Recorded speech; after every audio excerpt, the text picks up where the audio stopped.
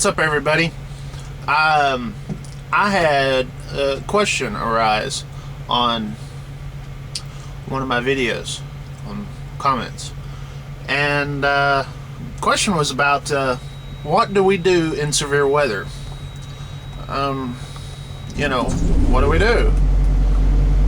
Basically, we fend for ourselves. We run and hide, and I'm serious about that.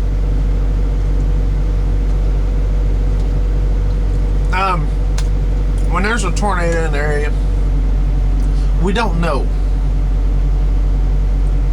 unless we inform ourselves. No one looks after us except us. You see what I'm saying? And that's what makes truck drivers truck drivers. I'm not complaining about it. That's just the way it is. So one of the things that I like to do, I have a phone here. Most people have phones. Hard to believe, ain't it? It has a radar on it. See right here, I'm close to Buffalo, New York, so it tells me where I'm located. That's where I'm located, and right now there's nothing on the picture. So that's one of the things that I go by going down the road, and I have this to where I see it. Weather alerts pop up, stuff like that. I also have what you call ham radio, amateur radio, 2-meter radio, which is what you've probably seen in my other video. That right there is what is called an amateur radio. Y'all have probably seen that radio in one of my last videos. I'm pretty proud of it. But anyways, what you see there is the 2-meter band. When you hear a meteorologist on the news, when there's weather in the area, bad weather, sometimes you may hear them talk about storm spotters. Most of the storm spotters, they communicate through ham radio, which is what you see there. And it's pretty easy to find frequencies and stuff that you could hear those storm spotters on. Another mode that we use is just right under that. That's called a CB radio. Everybody knows what a CB radio is. That's how drivers pretty much communicate with each other along the road. That right there means a lot to it. So basically, when it may be hailing on me or the wind's about to blow me over, but the driver a mile away from me it's not raining a bit, and we use the CB to tell the driver, say, hey, we've got bad weather right here, and you need to slow it down.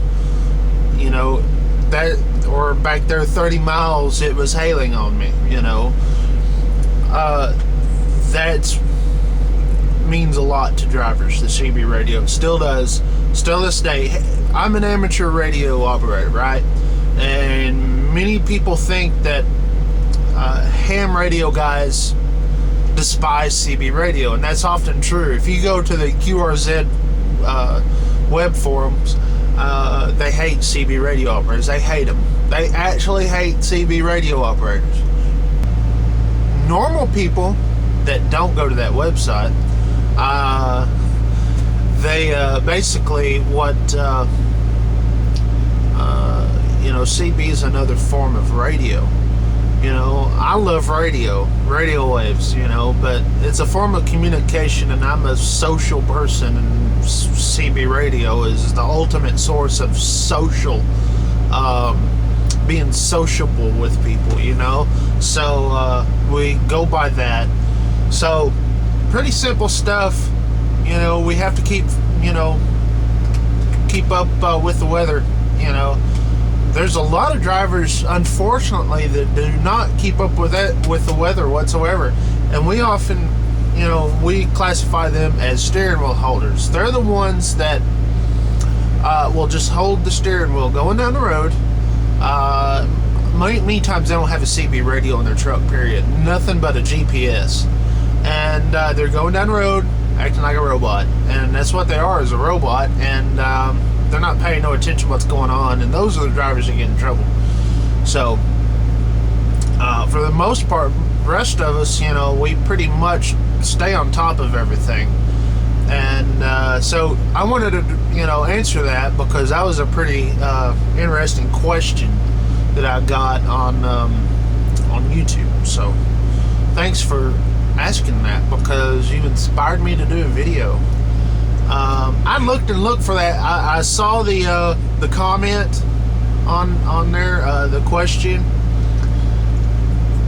here a few days ago, right after you sent it, and then a while ago I was searching through here because I couldn't remember which video it was on, so I was searching. I couldn't find it, so I wanted to give you a shout out, have your name on there, you know, for asking a question, but I couldn't find you. So maybe next video I'll get you if I find you. I wanted to I'm trying to make this short, but you know, I'll get long-winded. I just wanted to say thanks to all the people, all the non-drivers that are watching the videos.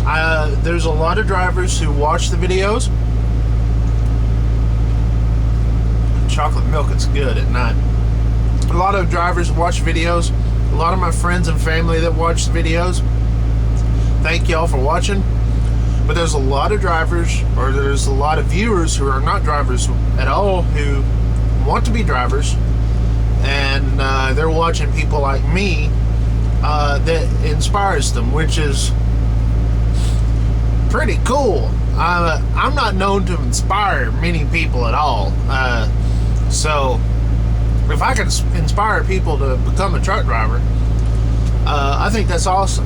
And thanks for letting me know who you are, and I definitely pay attention. I try to keep these videos where they're entertaining for everybody, truckers, non-truckers, friends, family. Yeah, I try to keep them entertaining, but sometimes I may use terms that truckers use that, you know, maybe other people don't know about. So if you have any questions about what the heck I'm talking about sometimes, just feel free to you know, send a question to me, like the weather question, because the general public does not really think about us that much when it comes to weather or anything like that. Only time they think about us is when we're in their way, or when you watch the news. There's they talk about how a 18-wheeler caused an accident.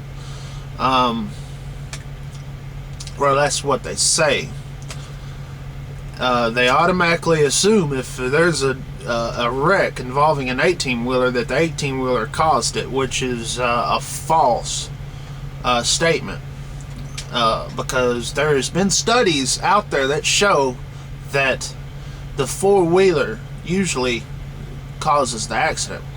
So maybe that's a reminder for all the four-wheeler drivers out there to pay close attention. Steer away from trucks. I don't, mind traffic, but if you're going to pass me like that. Don't sit around and fool around with me. You know what I'm saying?